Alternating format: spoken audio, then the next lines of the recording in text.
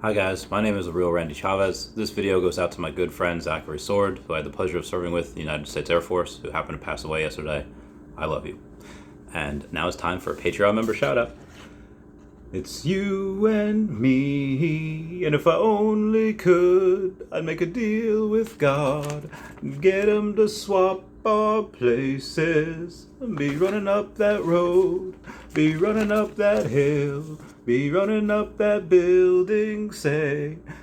Hey guys, how's it going? It is I, the real Randy Chavez, coming at you today with a Veve OMI update video. Guys, if you're new, welcome. If you're not, welcome back. I love y'all. Everyone say hello to Dashi. Hello, Dashi. So, OMI's doing okay.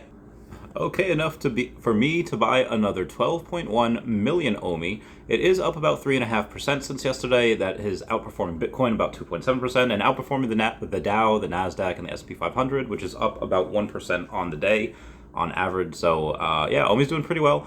This does bring me up to 144.5 million OMI, or 144.6, give or take. I will try to get that extra couple 100,000 just to get me up to 145 million OMI by San Diego Comic-Con. If I can, great. If not, no big deal.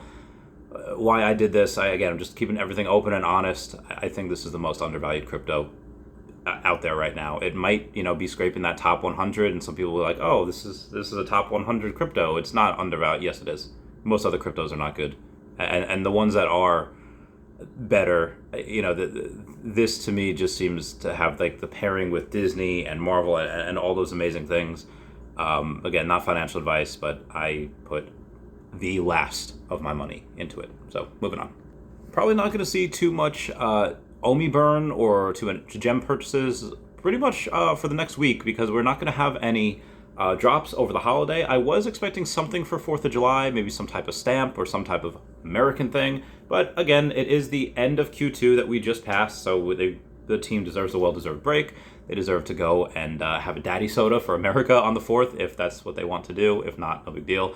But yeah, outside of that, we're also now not going to be able to just purchase gems all willy-nilly. For the most part, I think happening sometime in early this quarter, you're only going to be able to buy gems in order to buy enough for a collectible. If a collectible is, whether it's $100, $10,000, whatever, you can't just be able to stack gems all willy-nilly. You're going to be able to have to, at checkout, buy the amount of a lot of gems that you need for that collectible, and that's it.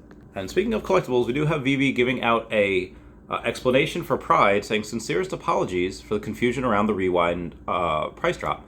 Incorrect metadata art for all 3 pieces were erroneously deployed. We have corrected that error. Pieces in your collection are now the correct versions as promoted by Veve, Rewind Collective, and Givenchy Beauty. They go on to say, we'll continue to work with Rewind Collective on improving the experience for holders. Also, the arrows facing forward on the heart and flag are intentional in this case, because on the last one, the Rewind Collective, for during that Pride 1 drop, they were backwards because it's supposed to be rewind.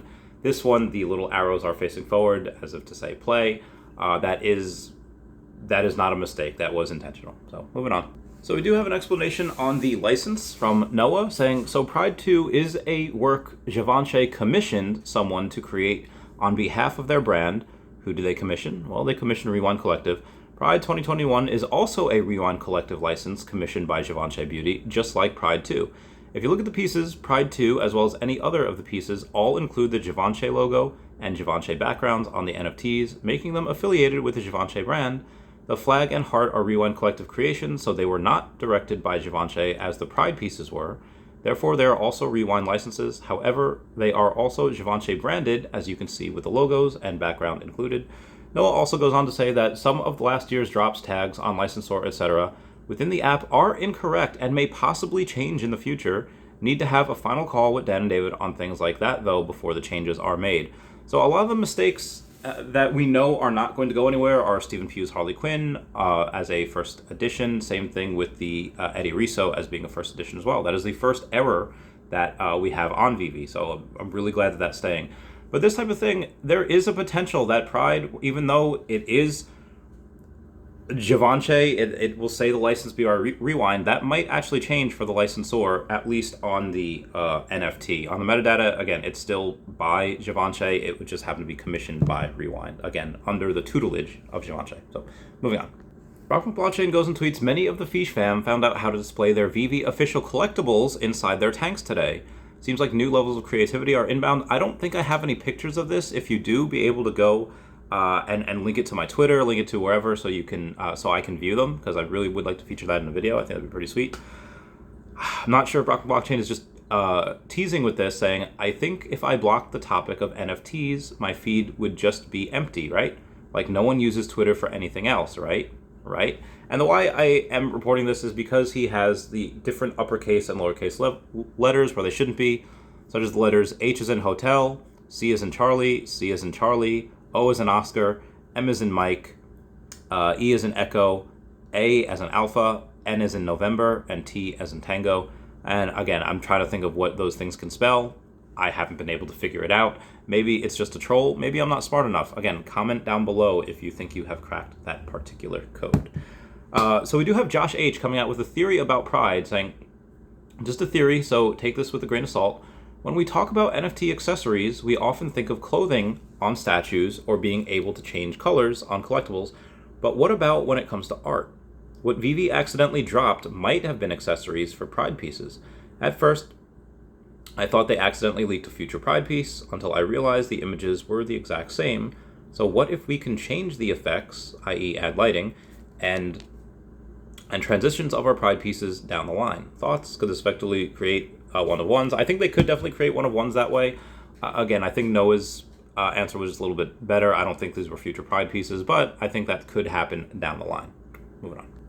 So I do have SAAT Gaming saying, Randy, please work for Veve, not Blockworks, Earth2, etc. Meow meow. I often mention Earth2 and Blockworks, and I mentioned a couple of other people in places. I technically don't work for anyone right now. I did say that at some point I might come out of retirement if the right cause were to come along. But again, the interviews that I've been getting, whether it is Janine Urio from Every Realm or Doug Flutie, which will be on the podcast late July as well. He will be on, so shout out to that. Shout out to him for agreeing to come on. All these guys I am getting, via various agents and various whatever, but for the most part are by myself. It is not under the tutelage or under the guidance of Veve.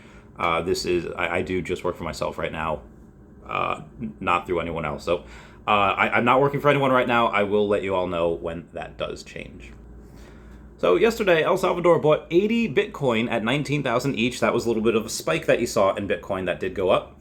So I thought that was interesting. So shout out to them.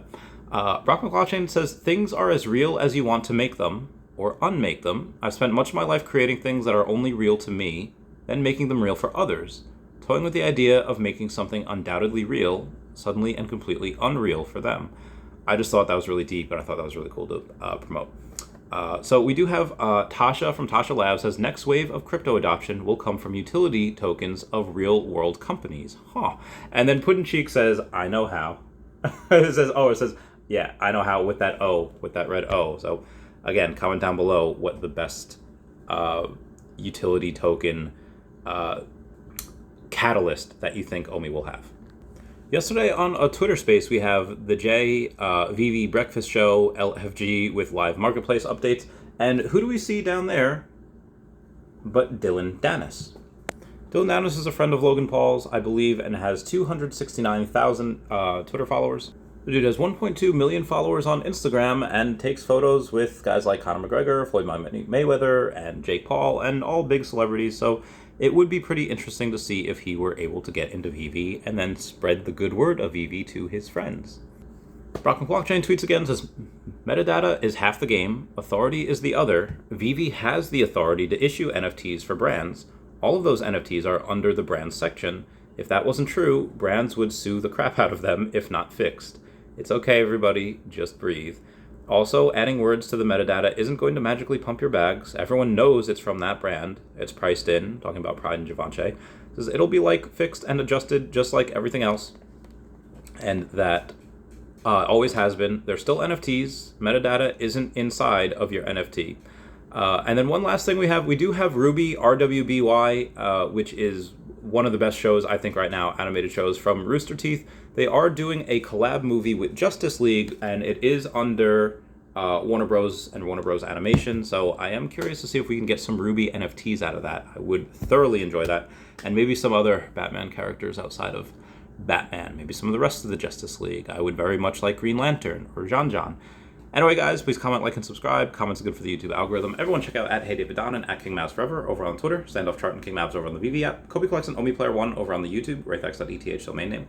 Kyle Willson, Wendy Stibalis, Puddin' Cheeks, Veve Las Vegas, Taps Trades, Mars Davis, Legacy Bermuda, Sody Pop Media, Veve Darklink, Metal Lemon, and Veve Vibes, all on the YouTube. At Nomad with Guitar, at Wet Wizard Veve, and Gary O at 1234CA3, all on the Twitter. Everyone say bye-bye to Dashi. Bye-bye, Dashi. I love you guys. Goodbye. Meow, meow, meow, meow, meow, meow.